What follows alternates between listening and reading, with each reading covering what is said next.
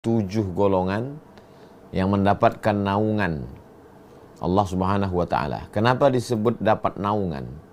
Karena pada saat itu tidak ada tempat bernaung, tidak ada tempat berlindung. Hari ini kita bernaung di bawah pohon yang rindang. Hari ini kita bernaung di bawah atap gedung yang kokoh. Tapi nanti tidak ada tempat bernaung. Kenapa tidak ada tempat bernaung? Karena semuanya tercabut. Idza sama'um fatarat, langit terbelah.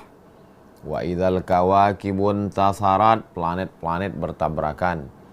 Wa idzal biharu fujirat, lautan diledakkan, meletup, meledak. Tsunami besar. Wa idzal quburu bu'athirat, semua yang dikubur dibangkitkan, dunia hancur. Wa takunul jibalu kal'ihnil manfush, gunung-gunung, Gunung Bromo, Gunung Kidul, Gunung Merapi, Gunung Kelut, semuanya tercabut seperti bulu kambing dihembus angin.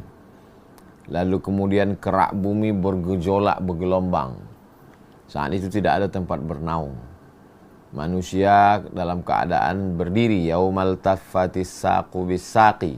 Pada saat itu betis bertemu dengan betis, karena kita bukan tamu terhormat yang duduk di atas kursi yang mewah. Kita adalah hamba yang hina dengan banyak dosa. Maka ketika itu kata Nabi SAW, ada 7 golongan dalam sebuah hadis dalam Sahih Al-Bukhari, ada juga dalam Sahih Muslim. Sab'atun yudhilluhumullahu fi dhillihi yawma la dhilla illa dhilluh. Ada 7 golongan yang mendapatkan naungan Allah pada saat itu. Tak ada tempat berlindung, tak ada tempat bernaung kecuali naungan dan perlindungan Allah Subhanahu wa taala. Yang pertama, imamun adilun, pemimpin yang adil. Kenapa pemimpin yang adil? Idza kuntum fi safarin, kalau kamu musafir, salasan, 3 orang musafir, falyu'ammiru ahadahum, hendaklah satu orang mengangkat amir, pemimpin. Ini kita mau jalan nih bertiga, siapa amir kita? Amir inilah nanti yang menentukan kita berhenti di sini sholat jamak takdim atau jamak takhir. Nanti kita ini musafir, di mana kita makan. Kalau 3 orang saja musafir supaya enggak kelahi, mesti ada satu pemimpin, apalagi dalam sebuah negeri yang besar. Maka ada yang disebut dengan amir, pemimpin. Disebut juga dengan malik, king, raja. Disebut juga dengan sultan, orang yang punya kuasa. Di beberapa negara disebut dengan sultan. Sultan Qabus di Oman, Sultan Hasan al-Bolkiah di Brunei Darussalam, Sultan Terengganu, Sultan Perak, Sultan Kelantan.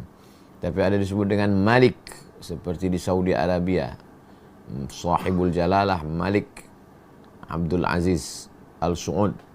Nah, ini sekarang presiden, bupati, gubernur, wali kota, itu semua adalah pemimpin. Apa kata Imam Ahmad bin Hanbal?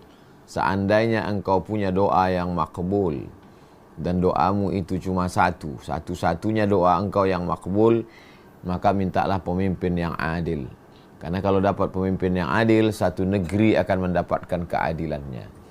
Jauh berjalan banyak dilihat, lain tempat, lain padang, lain belalang, lain lubuk, lain ikannya. Jauh lama hidup banyak dirasa, jauh berjalan banyak ditengok. Saya sudah banyak melihat tempat. Di beberapa tempat penguasanya biasa-biasa saja. Tidak terlalu kaya, tidak terlalu wah, tidak terlalu megah. Tapi rakyatnya aman, damai, tentram. Jarak antara fakir miskin dengan orang kaya tak terlalu jauh.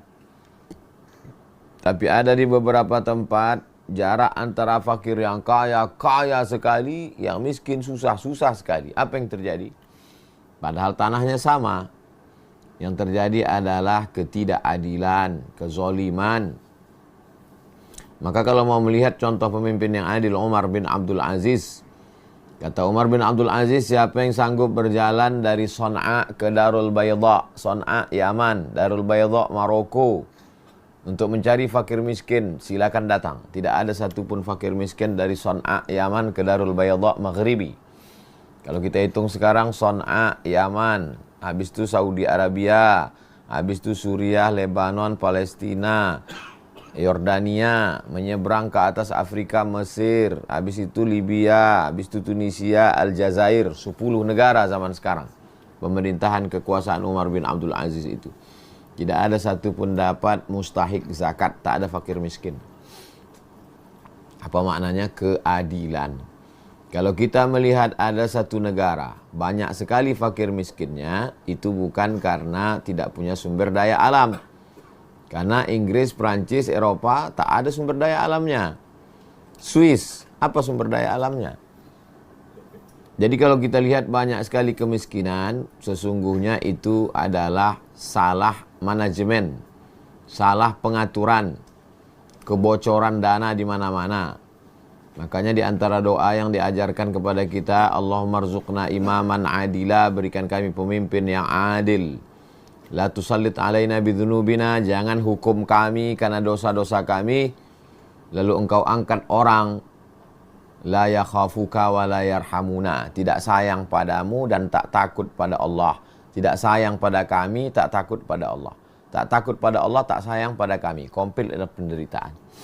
Maka dalam Islam kita diajarkan untuk ati Allah Ta'ala kepada Allah, wa ati Rasul Ta'ala kepada Rasul, wa ulil amri minkum, kepada pemimpin. Pemimpin yang bagaimana? Baca ayat sebelumnya.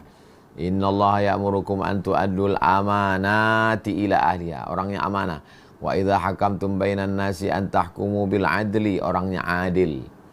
Kalau dia diberikan amanah, ditunaikannya pada tempatnya, dan dia adil. Adil lawan daripada fasik. Adil kepada Allah, beriman dia. Adil kepada manusia, tidak zalim dia. Adil kepada dirinya, dia tidak aniaya, tidak pakai narkoba, tidak zina, tidak judi, tidak game online. Adil pada diri sendiri, adil kepada masyarakat, adil kepada Allah. Kalau ada orang yang nampaknya adil kepada masyarakat, tapi kepada Allah tidak, sedang Allah saja dia khianati, apalagi kamu. Maka syarat yang pertama adalah yang dapat naungan itu imamun adilun.